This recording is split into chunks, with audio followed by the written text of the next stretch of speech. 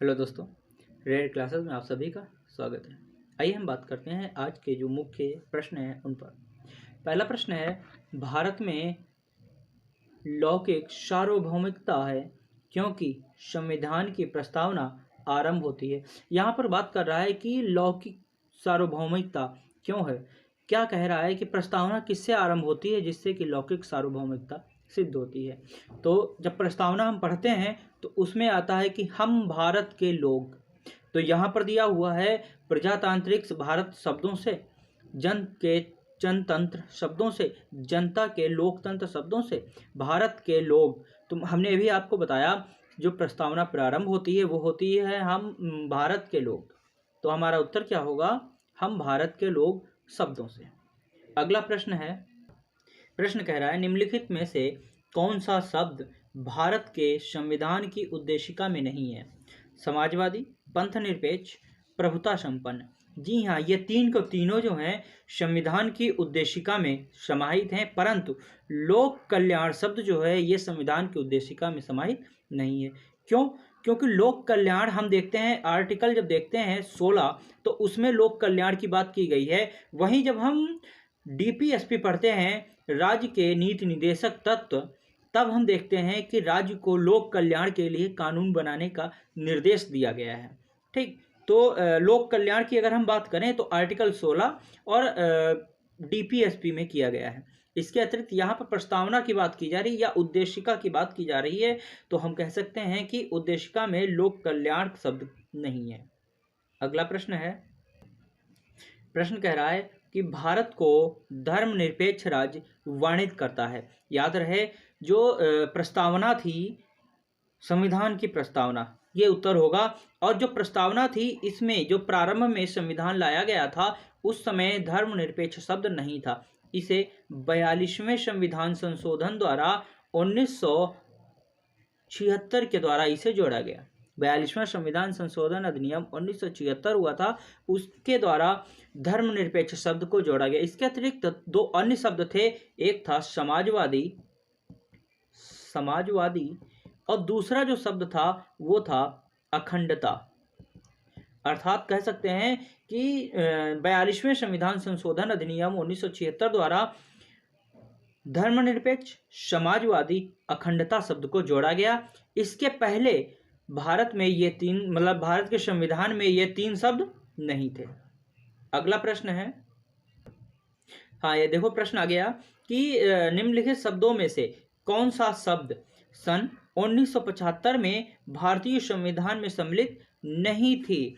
तो इसमें बंधुता, अखंडता, संप्रभुता, समानता। हमने अभी आपको बताया कि 42वें संविधान संशोधन द्वारा 42वें संविधान संशोधन 1976 के द्वारा तीन शब्द जोड़े गए, वो थे समाजवादी, धर्मनिरपेक्ष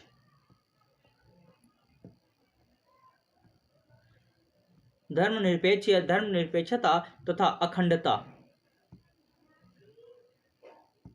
ये तीन शब्द जो हैं ये 42वें संविधान संशोधन के द्वारा जोड़े गए। अब जाहिर सी बात है जब 1976 में जोड़े गए तो 1975 में ये तीन शब्द नहीं होंगे। तो इसमें देखते हैं बंधुत्व इनमें नहीं है, संप्रभुता और समानता ये इसमें नहीं है, सिर्फ क्या है, अखंडता। अखंडता शब्द 42वें संविधान द्वारा जोड़ा गया, अर्थात 1975 के बाद जोड़ा गया। तो हमारा उत्तर क्या होगा, अखंडता। अगला प्रश्न है, प्रश्न कह रहा है संविधान का कौन सा भाग संविधान की आत्मा कहलाता है। यहाँ पर भाग की बात की जा रही है कि कौन सा भाग जो है संविधान की आत्मा कहलाता है। अब यहाँ पर पार्टिकुलर नाम नहीं दिया जा रहा है कि किसकी बात की जा रही है। तो याद रहे जब संविधान की आत्मा की बात करते हैं तो सुप्रीम कोर्ट ने बेरोबारी मामले 1973 में एक निर्णय सुनाया था। उसमें कहा था कि संविधान के मूलभूत ढांचे में परिवर्तन नहीं किया जा सकता है, और उसी समय बताया था कि जो प्रस्तावना है ये उसकी मूलभूत ढांचे की स्थिति है। ठीक, तो इसलिए हम कह सकते हैं कि प्रस्तावना एक ऐसी तथ्य है जिसे हम क्या कहते हैं, संविधान की आत्मा कहते हैं। तो हमारा उत्तर क्या होगा, उद्देशिका। उद्देशिका या प्रस्तावना दोनों ही एक माने जा सकते हैं, मतलब एक ही है। अगला, देखो प्रश्न आ गया, समाजवादी शब्द उद्देशिका या प्रस्तावना में जोड़ा गया है। ठीक, तो हमने अभी बताया था 3 शब्द ऐसे हैं जो 42वें संविधान संशोधन द्वारा उद्देशिका या भारतीय संविधान में जोड़े गए थे। कौन? एक समाजवादी हो गई, दूसरा अखंडता और तीसरा धर्मनिरपेक्षता। ठीक, अगला प्रश्न है, प्रश्न कह रहा है भारतीय संविधान की प्रस्तावना में निम्नलिखित में से किस स्वतंत्रता का वर्णन नहीं किया गया है? ठीक, जैसा कि हम जानते हैं जो भारतीय संविधान है, जो इसकी प्रस्तावना है, इसमें 5 प्रकार की स्वतंत्रता का वर्णन किया गया है। ठीक, उनमें से एक जो थी वो थी आर्थिक स्वतंत्रता। ठीक, एक थी आर्थिक स्वतंत्रता। तो याद रहे जो आर्थिक स्वतंत्रता है इसे 44वें संविधान संशोधन अधिनियम 1978 के द्वारा कानूनी अधिकार घोषित कर दिया गया। कैसा अधिकार हो गया? कानूनी अधिकार घोषित कर दिया गया और इसे आर्टिकल 300 का में रख दिया गया है। ये एक विधिक अधिकार बन गया या विधिक सब्जेक्ट बन गया है, इसलिए इसका उत्तर होगा कि आर्थिक स्वतंत्रता। अगला प्रश्न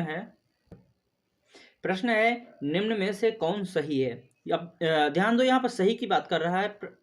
ऑप्शन है सामाजिक समानता संविधान में प्रत्याभूत नहीं है। जी ये गलत है, हमारी प्रस्तावना में ही सामाजिक समानता के बारे में बताया गया है। देश में सामाजिक समानता पहले से ही विद्यमान थी। यहाँ पहले से ही की बात कर रहा है, याद रहे जहाँ पर पहले से ही बात आ जाए और स्पेसिफिक ना दे तो इसका मतलब है वो कह रहा है कि संविधान बनने से पहले की बात कर रहा है। ठीक, तो इसका मतलब ये भी उत्तर नहीं होगा। अगला है सामाजिक समानता संविधान में प्रत्याभूत है। जी हाँ, सामाजिक समानता जो है समाजवादी शब्द को लेकर के बनाया गया है, तो जाहिर सी बात है कि इसे 42वें संविधान संशोधन के द्वारा संविधान की प्रस्तावना में जोड़ा गया। तो हमारा उत्तर क्या होगा? सामाजिक समानता संविधान में प्रत्याभूत है। अगला प्रश्न है, कल्याणकारी राज्य वेलफेयर स्टेट का उद्देश्य अधिकतम संख्या का अधिकतम कल्याण सुनिश्चित करना। जी ऊपर ही उत्तर दिया हुआ है, जितना अधिक संख्या का जितना अधिक कल्याण सुनिश्चित कर सकेंगे, अर्थात उनको जितना ही हम समस्त सुविधाएं प्रदान कर सकेंगे उतना ही राज्य बेहतर होगा। यही कल्याणकारी राज्य की मूल संकल्पना है। समझ में आया? अगर इसके अतिरिक्त कह दिया गया सभी नागरिकों को स्वास्थ्य सुविधाएं प्रदान करना, तो ये कल्याणकारी राज्य की मतलब ये प्रस्तावना से अलग हो जाएगा, उद्देश्य हट जाएगा, ये डीपीएसपी में चला जाएगा। ठीक, अब यहां पर अगर हम कह दें कमजोर वर्गों के कल्याण का प्रबंधन करना, तो आर्टिकल 15 का उल्लंघन होगा। तो इसीलिए हमारा उत्तर क्या होगा? अधिकतम संख्या का अधिकतम कल्याण सुनिश्चित करना।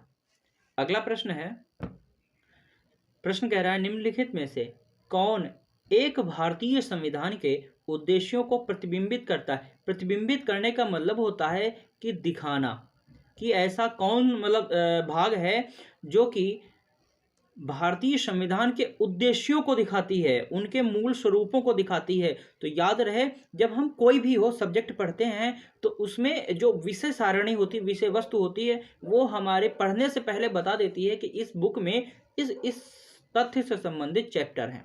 ठीक, तो वही चीज यहाँ पर भी है या संविधान में भी है कि पूर्ण संविधान पढ़ने से पहले जब हम उद्देशिका पढ़ लेते हैं या प्रस्तावना पढ़ लेते हैं और उसी में हमको सारी चीज मिल जाती है, जैसे कि न्याय,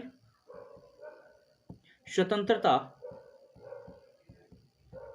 व समता, ये तीनों चीजें हमको कहाँ मिल जाती हैं? हमारी संविधान की प्रस्तावना में मिल जाती। इसलिए हम कह सकते हैं कि हमारा उत्तर क्या होगा? संविधान की प्रस्तावना।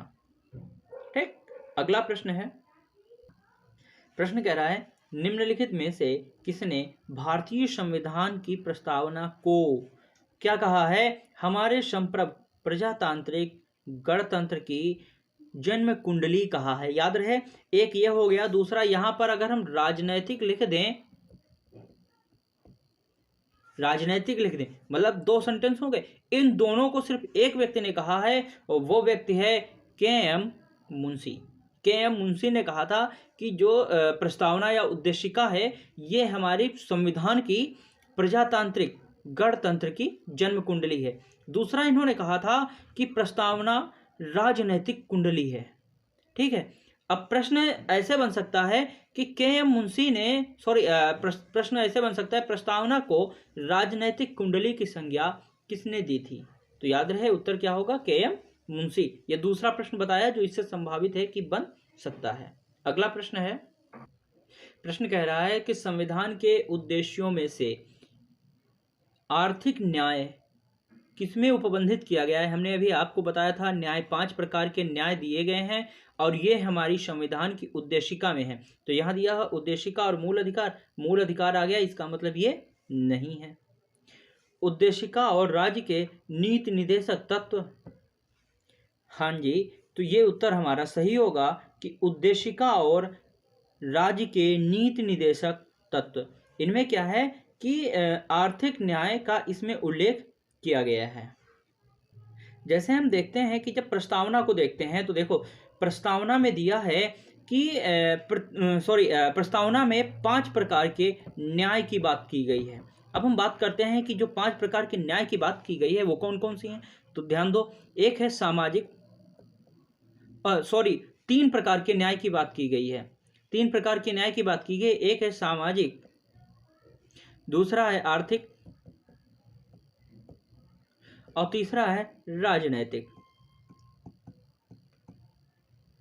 ये 3 प्रकार की जो है न्याय की बात की गई है। अब याद रहे जब हम देखते हैं आर्थिक स्थिति को तो प्रस्तावना में इसका वर्णन किया गया है। इसके अतिरिक्त जब हम डीपीएस पे जाते हैं, राज्य के नीति निर्देशक तत्वों पे जाते हैं, तो उसमें राज्य को निर्देश दिया जाता है कि सभी व्यक्तियों को उनके जीवन जीने के लिए राज्य समुचित व्यवस्था करवाएगी। ठीक, और उसी में देखते हैं कि कहता है समान कार्य के लिए समान वेतन। ये सब किससे संबंधित है, आर्थिक स्थिति से संबंधित है। अब देखो सामाजिक का मतलब क्या हुआ कि समाज में जितने भी हैं सभी समान हैं, और इसे आर्टिकल 44 की दृष्टि से देखा जा सकता है, जिसमें समान नागरिक संहिता, अर्थात सभी नागरिकों के लिए समान रूप से कानून लागू हो।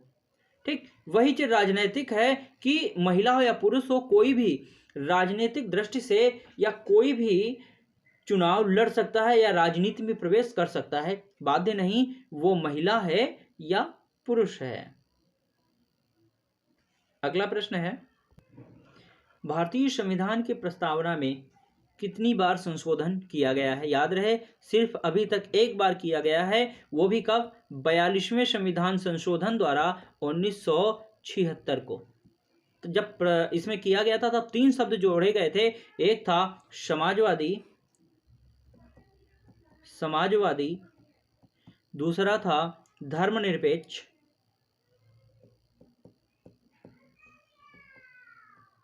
तीसरा था अखंडता। याद रहेगा कि संविधान की प्रस्तावना या उद्देशिका में अभी तक सिर्फ एक बार ही संविधान संशोधन किया गया है। अगला प्रश्न है, प्रश्न कह रहा है कि भारतीय संविधान की प्रस्तावना में कितने प्रकार के न्याय की व्यवस्था की गई है? हमने अभी आपको बताया था कि 3 प्रकार के न्याय की व्यवस्था की गई है। कौन कौन से? एक हो गया सामाजिक, दूसरा है आर्थिक, तीसरा है राजनैतिक। इन 3 प्रकार के न्याय की व्यवस्था की गई है। तो हमारा उत्तर होगा ये रहा, 3 प्रकार के न्याय की व्यवस्था की गई। वहीं पर अगर इसे बदल दिया जाए, देखते हैं अगला प्रश्न है, हाँ देखो उसी से संबंधित मिलता हुआ प्रश्न मिल गया। कह रहा है कि भारतीय संविधान की प्रस्तावना में कितने प्रकार की स्वतंत्रता की व्यवस्था की गई है? यहाँ पर स्वतंत्रता की बात कर रहा है कि अभी देखो न्याय था, न्याय 3 प्रकार की हमने बताया था, ठीक है, लेकिन यहाँ पर बात कर रहा है स्वतंत्रता की स्वतंत्रता की व्यवस्था प्रस्तावना में कितने प्रकार की गई है? तो याद रहे भारतीय संविधान की जो प्रस्तावना है या उद्देशिका है उसमें 5 प्रकार की स्वतंत्रता की व्यवस्था की गई है। कौन कौन से? पहला है विचार, फिर उपासना, फिर धर्म, अभिव्यक्ति और फिर विश्वास। पूरा का पूरा जो मनुष्य को जो स्वतंत्रताएं चाहिए वो 5 की 5 इसमें समाहित हो गई हैं। इसलिए अब इसका उत्तर क्या होगा? 5 प्रकार की। तो अगर कह रहा है कि कितने प्रकार की स्वतंत्रता प्रदान की गई है, तो हमेशा उत्तर क्या होगा कि 5 प्रकार की स्वतंत्रता प्रदान की गई। ये किसको प्रदान की गई है? क्या भारतीय मतलब नागरिकों को प्रदान की है या व्यक्तियों को प्रदान की गई है? तो याद रहे कि ये जो प्रदान की गई हैं ये व्यक्ति को संबंधित है, व्यक्ति से संबंधित हैं। लेकिन कुछ अपवाद हैं, जैसे आर्टिकल 29 और 30। ये जो आर्टिकल हैं ये केवल और केवल नागरिकों को प्रदान किया गया है। ठीक, तो ये केवल और केवल नागरिकों को प्रदान किया गया है, लेकिन फिर भी हम इन पांचों को व्यक्ति के आधार पर देख सकते हैं, अर्थात व्यक्तियों को ये 5 प्रकार की स्वतंत्रताएं प्रदान की गई हैं। हमारा आज का ये सेशन यहीं तक था। यदि अच्छा लगा हो तो प्लीज़ लाइक, शेयर और सब्सक्राइब कीजिए। मिलते हैं अगले सेशन में, तब तक के लिए जय हिंद।